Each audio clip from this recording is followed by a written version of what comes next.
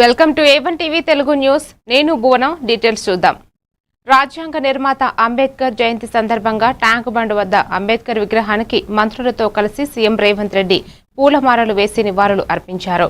అనంతరం అక్కడి ప్రభుత్వ ఆధ్వర్యంలో నిర్వహించిన కార్యక్రమంలో ఆయన మాట్లాడారు.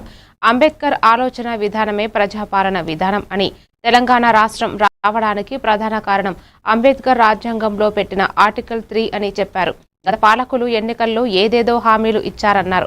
కానీ మంత్రివర్గంలో దళితులు, గిరిజనులకు ఇచ్చిన స్థానమేంటో ఒక్కసారిగా ఆలోచన చేయాలన్నారు.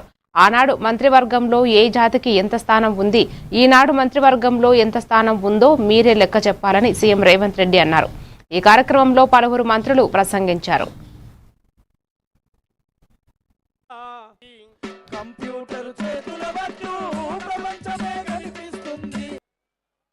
వేదికపై కూర్చొని ఉన్నారు.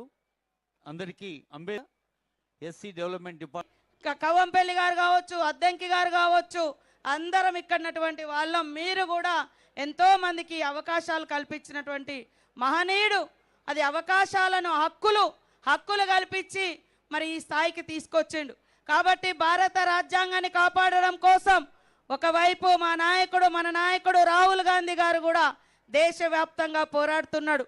ఖచ్చితంగా భారత రాజ్యాన్ని కాపాడుకుందాం. సమగ్ర సర్వే కూడా అందులో ఉన్నటువంటి ఎదగడానికి కారణమైన వ్యక్తులను అన్వేషించినప్పుడు వారికి విద్యనే కారణం. ఆ విద్య మనందరికీ ఆదర్శుడు అంబేద్కర్ గారు. ఇవాళ అంబేద్కర్ గారు రాజ్యాంగాన్ని రచిస్తే, అంబేద్కర్ గారు రాజ్యాంగం ద్వారా మనందరం ఇవాళ ప్రజాస్వామిక జీవితంలో ఉంటే ఆ రాజ్యాంగానికే తూట్లు వరిసే కార్యక్రమం జరుగుతూ ఉంది. అందుకే రాహుల్ గాంధీ గారు జై భీమ్, జై బాబు, జై సంవిధానాన్ని దేశవ్యాప్తంగా ఏకైక వ్యక్తిగా రాజ్యాంగాన్ని పరిరక్షించాలని అంబేద్కర్ గారు ఆలోచన. ఆనాడు మంత్రివర్గంలో ఉన్న స్థానం ఎంత, సంఖ్య ఎంత, ఏ జాతికి ఎంతుండేనో మీరు లెక్కేసుకోండి. ఈనాడు ఈ దళితులకు, గిరిజనులకు ఈరోజు మంత్రివర్గంలో ఉన్న లెక్కెంతనో మీరే లెక్కించి నాకు చెప్పండి.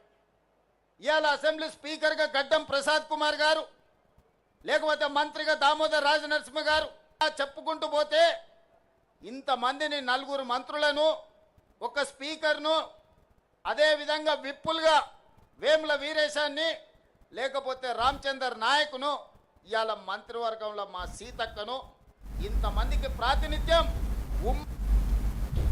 దేశంలో తొలి క్వాంటం ఫెసిలిటీ సెంటర్ను సీఎం చంద్రబాబు నాయుడు అమరావతిలో ఆవిష్కరించారు. అమరావతిలోని SRM యూనివర్సిటీ, గవర్నర్లోని మేధా టవర్స్లో ఏర్పాటు చేసిన టెస్ట్ బెడ్స్ను సీఎం జాతికి అంకితం చేశారు. SRM నుంచి మేధా టవర్స్లో ఏర్పాటు చేసిన టెస్ట్ బెడ్ను వర్చువల్గా ప్రారంభించారు. క్వాంటం టెస్ట్ రెఫరెన్స్ ఫెసిలిటీ ఉన్న తొలి రాష్ట్రంగా ఏపీ అవతరించిందని ఈ సందర్భంగా ఆయన కొనియాడారు.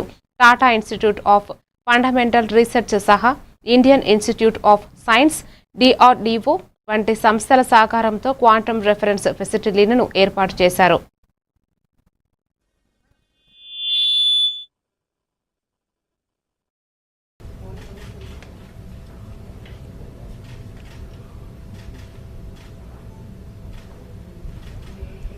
And then sub-Kelvin temperatures up to 10 to 20 millikelvin here.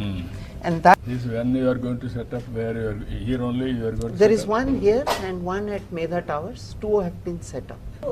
Venkat, this programming environment for this quantum computer is being done? Yes, she's a FPGA designer. On top S and Amaravati 1Q.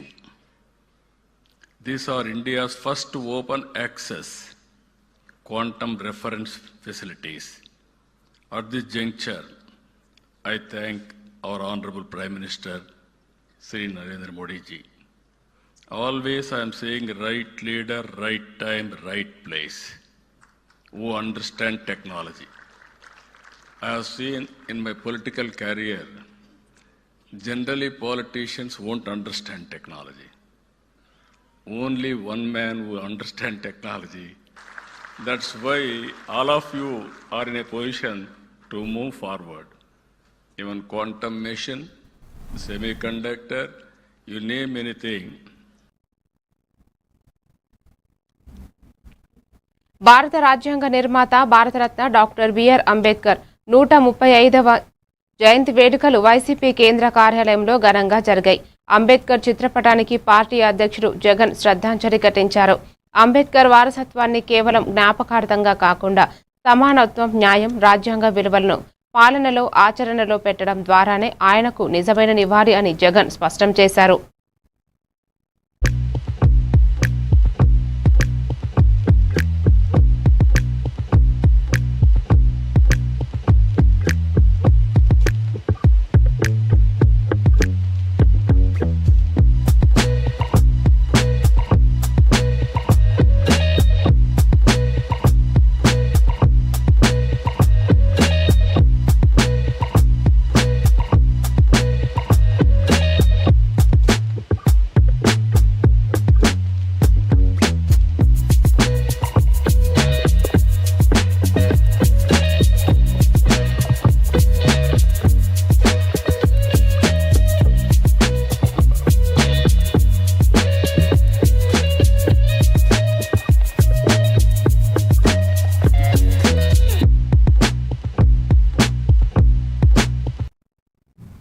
Telangana పునర్నిర్మాణం బీఆర్ఎస్తోనే సాధ్యమని, జగిత్యాల నుంచి కేసీఆర్ జైత్రయాత్ర మొదలు అవుతుందని మాజీ మంత్రి జీవన్ రెడ్డి వెల్లడించారు.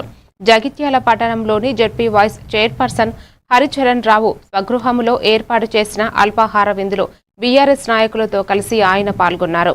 ఈ సందర్భంగా జీవన్ రెడ్డి మాట్లాడుతూ రేవంత్ రెడ్డి పాలనపై అసంతృప్తి వ్యక్తం చేస్తూ కేసీఆర్ పాలనే బాగుందని కొనియాడారు. కాంగ్రెస్ వీడాల్సిన పరిస్థితి ఏర్పడిందని, కేసీఆర్తో ప్రయాణం సరికొత్త అధ్యాయమని ఆయన ప్రకటించారు. చేరికతోని ఒక నూతన అధ్యాయం ఆరంభం కాబోతుంది. అంటే వాస్తవంగా బీఆర్ఎస్లో చేరిక నూతన అధ్యాయంగా భావించినప్పటికీ కేసీఆర్ గారితో నాకున్నటువంటి అనుబంధం ఇప్పుడే సోదరి వసంత గారు అన్నట్టు ఏదైతుందో ఆ ఈనాడుది కాదు, చాలా వరకు జగిత్యాల ప్రాంత ప్రజానికానికి అందరికీ కూడా తెలుసు. నేను ప్రజా జీవితంలోకి రాకముందు నుండి కూడా వాస్తవ వ్యక్తిగతంగా కుటుంబ పరంగా కూడా పరిచయం ఉన్నటువంటి ఒక వ్యక్తిని. మేము 83 అంటే తెలుగుదేశం పార్టీ ఆవిర్భావంలో కలిసి ప్రయాణించాం.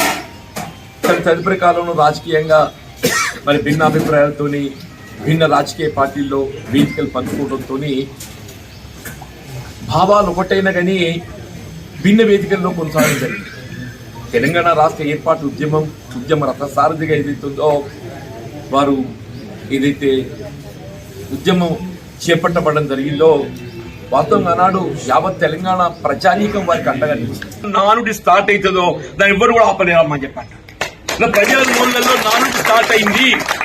రేవంత్ రెడ్డి పోవాలి, కేసీఆర్ రావాలి అన్నటువంటి నానుడి ఏదైతుందో ఇవాళ ప్రజలు ఆరంభమైంది. మీరు ఎక్కడ పోయినా చెప్పంటున్నారు.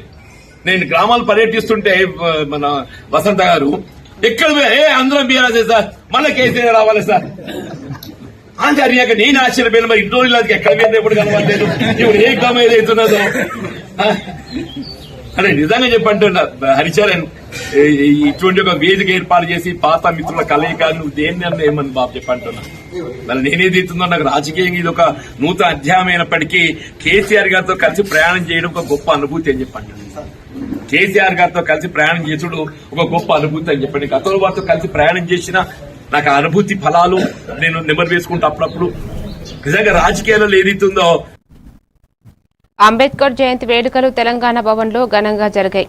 ఈ వేడుకలకు బీఆర్ఎస్ వర్కింగ్ ప్రెసిడెంట్ కేటీఆర్ ముఖ్య అతిథిగా హాజరై నివాళులు అర్పించారు, పుష్పాంజలి ఘటించారు. అనంతరం రాబోయే 2 ఏళ్ల బీఆర్ఎస్ పార్టీ కార్యాచరణను ఆయన ప్రకటించారు. ఏప్రిల్ 20 నాడు జగిత్యాలలో జరిగే బహిరంగ సభకు పార్టీ అధినేత కేసీఆర్ హాజరు కాబోతున్నట్లు వెల్లడించారు.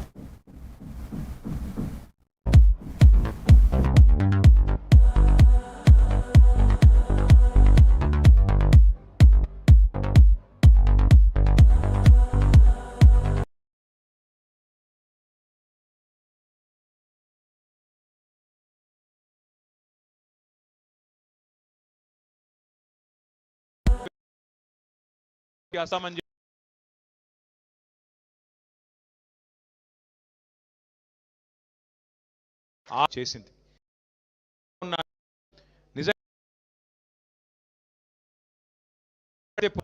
ఇట్లాంటి అరాచక ప్రభుత్వాలకు, ఇట్లాంటి పెత్తందారి పోకడలకు, ఇట్లాంటి నియంతృత్వ ఆలోచనలుండే ముఖ్యమంత్రులకు బుద్ధి వస్తుంది, ప్రజలకు భయపడతారు తప్ప ఇంకోటి కానీ కాదు. 27 తర్వాత ఏప్రిల్ 27 నాడు మన పార్టీ ఆవిర్భావ దినోత్సవం ఉన్నది. ఏప్రిల్ 20 నాడు మన నాయకుడు కేసీఆర్ గారు జగిత్యాలలో జరిగే బహిరంగ సభకు హాజరు కాబోతా ఉన్నారు. కాబట్టి ఈ 2 కార్యక్రమాలు అయిన తర్వాత మే జూన్ నెలలో నేను పెద్దలు ఈశ్వర్ గారిని ఆర్ఎస్ ప్రవీణ్ గారిని కోరుతా ఉన్నా, అట్లాగే మా సోదరులందరినీ కోరుతా ఉన్నా, ముందుగా ఎస్సీ ఎస్టీలతోనే ప్రారంభం చేద్దాం ఎక్కడో దగ్గర. అట్లాగే ఆ డిక్లరేషన్లు వీళ్ళు ప్రకటించిన రోజు కూడా మనం తప్పకుండా ప్రజలకు గుర్తు రాజ్యాంగ నిర్మాత డాక్టర్ బిఆర్ అంబేద్కర్ 135వ జయంతి వేడుకలు లోక్ భవన్లో ఘనంగా నిర్వహించారు. రాష్ట్ర గవర్నర్ శివప్రతాప్ శుక్లా అంబేద్కర్ చిత్రపటానికి పూలమాలలు వేసి నివాళులు అర్పించారు. ఆయన సూచించిన మార్గంలో అందరూ పయనించాలని గవర్నర్ ఆశాభావం వ్యక్తం చేశారు.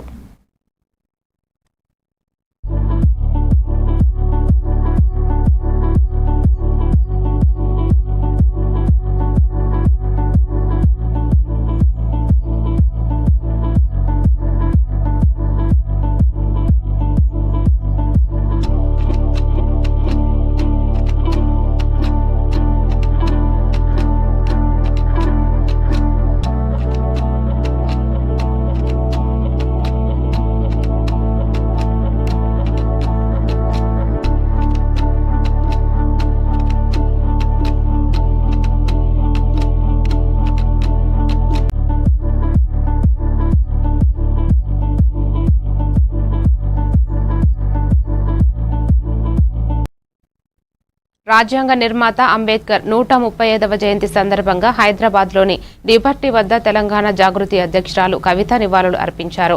ఆర్టికల్ 3 ద్వారా తెలంగాణ ఏర్పాటుకు పునాది వేసిన అంబేద్కర్ ఐడియాలజీ అందరినీ స్ఫూర్తిదాయకమని ఆమె పేర్కొన్నారు. అంబేద్కర్ ఆశయాలకు విరుద్ధంగా దళితులు, మహిళలపై అకృత్యాలు పెరుగుతున్నాయని ఆవేదన వ్యక్తం చేశారు. బాబాసాహెబ్ స్ఫూర్తితో పేదల పక్షాన పోరాడుతామని, ప్రభుత్వానికి ఇప్పటికైనా బుద్ధి రావాలని ఆమె హితవు పలికారు.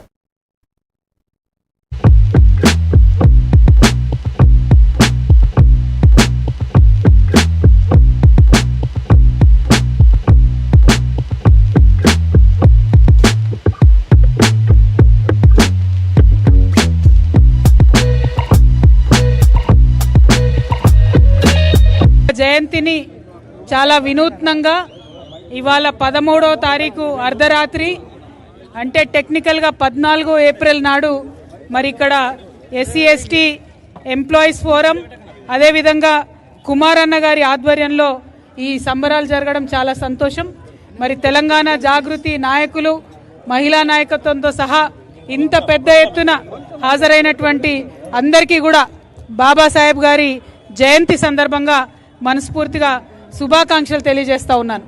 మరి తెలంగాణ రాష్ట్రం ఇవాళ వచ్చిందంటే, తెలంగాణ ప్రత్యేక రాష్ట్రంగా ఏర్పడిందంటే కేవలం అది బాబాసాహెబ్ గారి భిక్ష అని చెప్పక తప్పని పరిస్థితి. ఎందుకంటే ఆర్టికల్ 3 అనేటటువంటిది మన రాజ్యాంగంలో లేకపోతే, ఆ రాజ్యాంగం మనకు శక్తినివ్వకపోతే, తెలంగాణ ఉద్యమానికి ఒక నైతిక పునాదినివ్వకపోతే మనం ఇవాళ రాష్ట్రం సాధించుకునే. అమరావతి దేవతల రాజధాని అని కూటమి ప్రభుత్వం మార్కెటింగ్ చేసుకుంటుందని మాజీ మంత్రి బుగ్గన రాజేంద్రనాథ్ రెడ్డి అన్నారు. కర్నూలులో ఆయన మీడియాతో మాట్లాడుతూ అమరావతికి అమరేశ్వర స్వామి దేవాలయం 40 కిలోమీటర్ల దూరంలో ఉందని, కనీసం ఆ దేవాలయానికి డబుల్ రోడ్ అయినా వేశారా అని ప్రశ్నించారు. అక్కడ ఉన్న బుద్ధుడి మ్యూజియం కూడా వైఎస్ రాజశేఖర్ రెడ్డి కట్టిందే అని పేర్కొన్నారు. ఏమనంటే దేవుళ్ళ రాజధాని మంచిదే, సంతోషం. మాకు కూడా భక్తి ఉంది అందరికీ, మేము కూడా పూజ చేసుకుంటాం, దేవుణ్ణి మనసులో పెట్టుకుంటాము. మానవ సేవ మాధవ సేవ అనేది మా ఇది కదా. మీకు దేవుళ్ళ రాజధాని అమరేశ్వరుని గుడి, ఇంతవరకు నాకు తెలియక అడుగుతా, అమరేశ్వరుని గుడి ఎక్కడుంది? యాక్చువల్గా మీరు పెట్టే రాజధాని నుంచి 40 కిలోమీటర్ల దూరంలో ఉంది. కనీసం డబుల్ రోడ్ అన్న ఇచ్చినారు ఇంతవరకు? ఇప్పటికి సింగిల్ రోడ్. ఆ గుడికి అమరేశ్వరుని గుడి పేరు అమరావతి పెట్టుకొని అమరావతి దేవుళ్ళ రాజధానిని మార్కెటింగ్ చేసుకుంటున్నారు కదా. ఆ గుడికి మీరు ఏమన్నా ఖర్చు పెట్టినారు ఇంతవరకు? గుడిలో ఏమన్నా మీరు 1 లక్ష రూపాయలు ఖర్చు పెట్టినారు మాకు తెలియజేయండి. బుద్ధుడిని చూపిస్తారు, బుద్ధుడిని అమరావతి అంటేనే బుద్ధుడు తమాష తెలిసిన ఆంధ్ర రాష్ట్ర ప్రజలకు. ఆ బుద్ధుని విగ్రహం పెట్టినది ఎవరు తెలిసిన? రాజశేఖర రెడ్డి గారు. చూడెట్టుంది కాలచక్రం అని పెట్టి బౌద్ధిజంలో ఇన్ని సంవత్సరాల తర్వాత ఒక ఇది జరిగితే ఆ రోజు బుద్ధుని విగ్రహం మ్యూజియం రాజశేఖర రెడ్డి గారు కట్టించినారు. దాన్ని మీరు వాడుకుంటారు.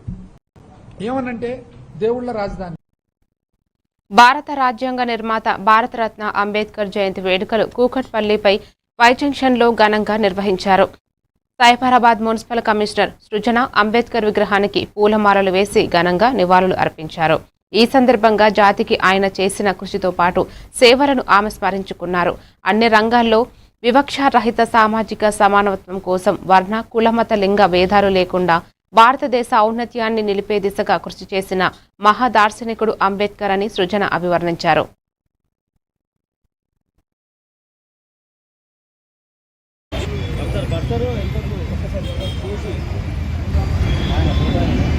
నమస్కారం.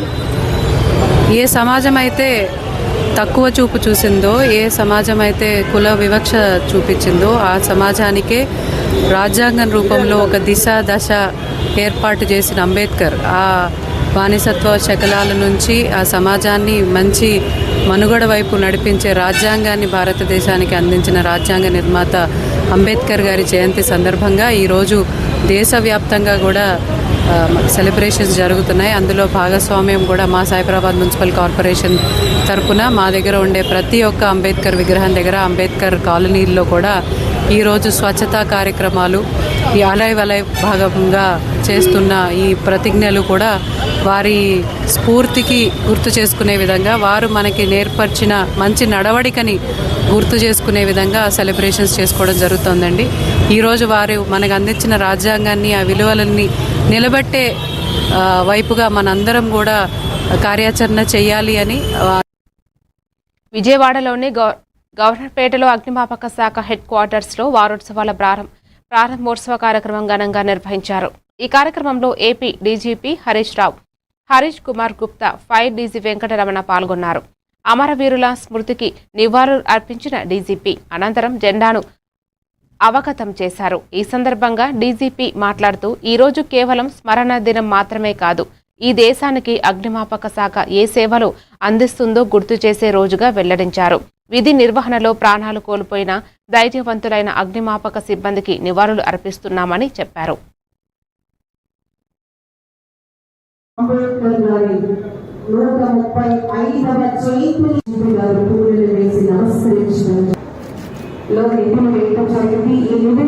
అమరవీరుల కుటుంబ సంక్షేమానికి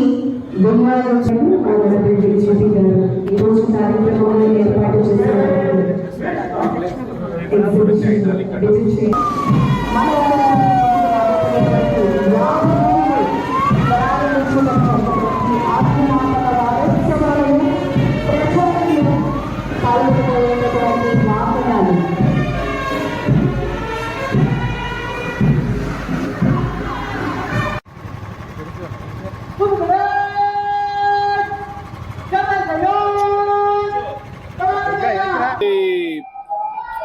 Fire Services Day. It is in the remembrance of all our heroes, firefighters who have sacrificed their lives. And it started in 1944 in Bombay Dockyard, where in a major fire accident 300 people they lost their lives. And in remembrance of all our heroes, the Fire Services Day is commemorated, and this is a week also just to spread the awareness among the citizens.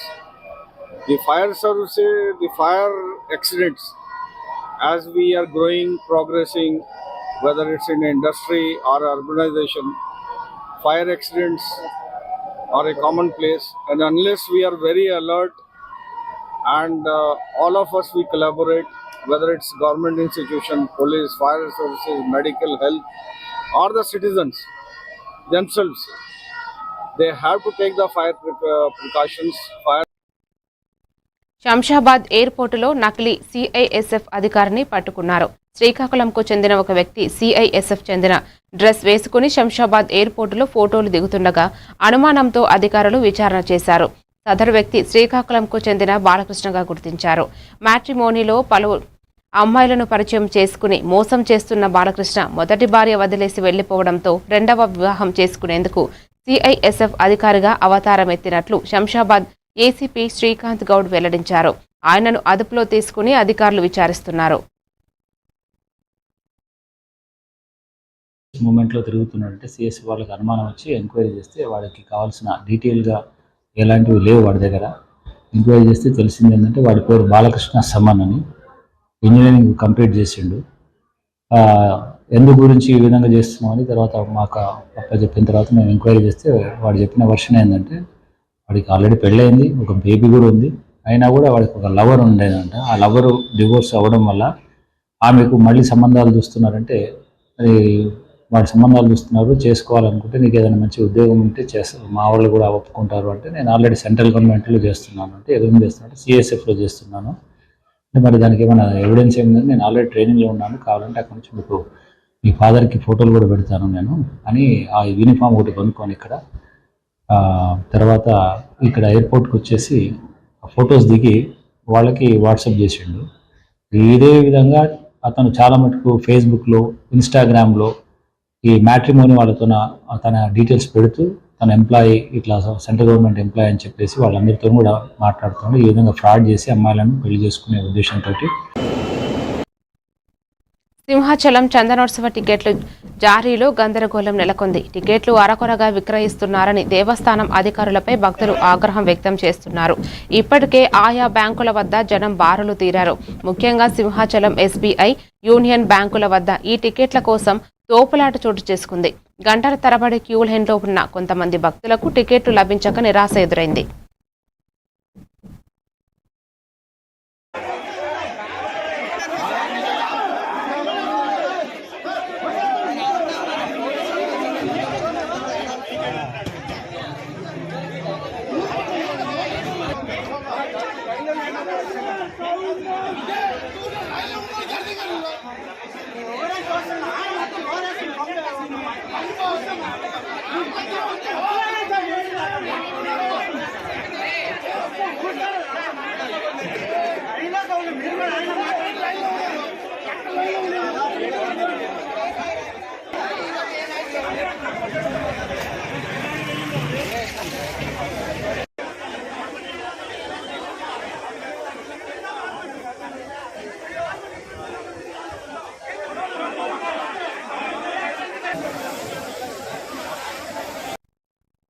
రాజ్యాంగ నిర్మాత doctor Babasaheb Ambedkar జయంతి నేపథ్యంలో ప్రధాని Modi parliament ఆవరణంలోని ప్రేరణా stall వద్ద ఉన్న అంబేద్కర్ విగ్రహం వద్ద నివాళులు అర్పించారు.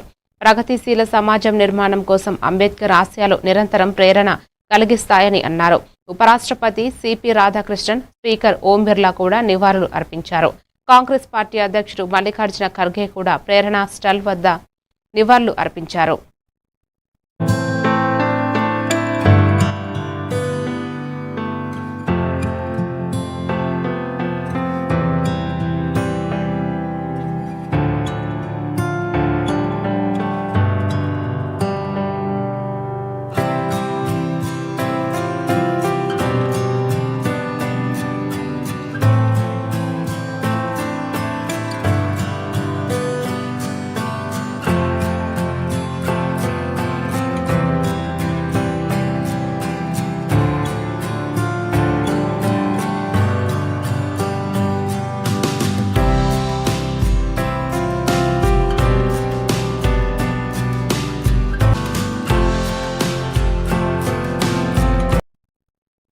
నిత్యం ఘాటు విమర్శలతో పొలిటికల్ హీట్ను పెంచే ప్రధాని మోదీ, కాంగ్రెస్ చీఫ్ ఖర్గే విభేదాలను పక్కన పెట్టి సరదాగా ముచ్చటించుకున్నారు.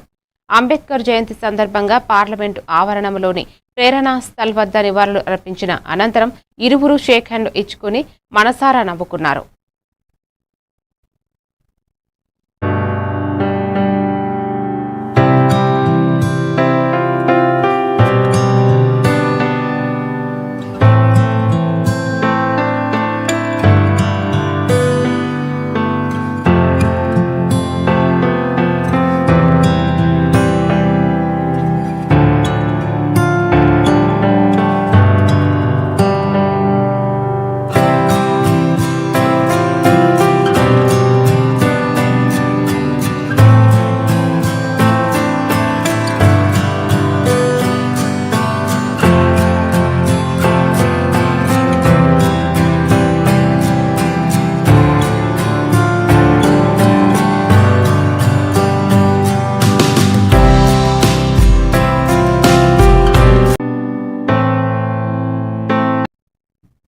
తమిళనాడు అసెంబ్లీ ఎన్నికల ప్రచారం జోరుగా సాగుతోంది. ఇందులో భాగంగా భారతీయ జనతా పార్టీ తన ఎన్నికల మేనిఫెస్టోను విడుదల చేసింది. ఏఐఏడీఎంకే నేతృత్వంలోని ఎన్డీఏ కూటమితో భాగంగా 27 స్థానాల్లో బీజేపీ పోటీ చేస్తున్న విషయం తెలిసిందే. ఈ క్రమంలో ఓటర్లను ఆకట్టుకునేలా భారీ హామీలను గుప్పించింది. మహిళా సాధికారత, మౌలిక సదుపాయాల కల్పన, హిందూ ధర్మ పరిరక్షణే లక్ష్యంగా ఈ మేనిఫెస్టోను రూపొందించారు.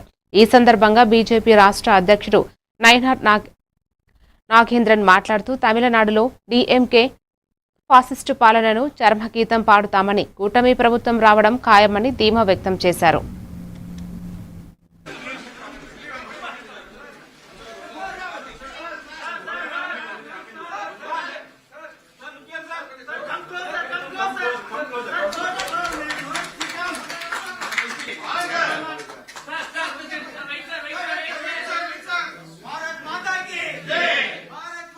Anniversary of Bharat Ratna Bhim Rao Ambedkar. We are celebrating 135th birth anniversary. And we all know that he was the chief architect of the Indian Constitution. And the Constitution which we got was drafted by him. And his contribution in the legal field is immense. So we remember him on this auspicious occasion. When I talk about Tamil Nadu, I always say that it is the cradle of one of the world's oldest civilization. And we are proud of it. Every Indian is very proud.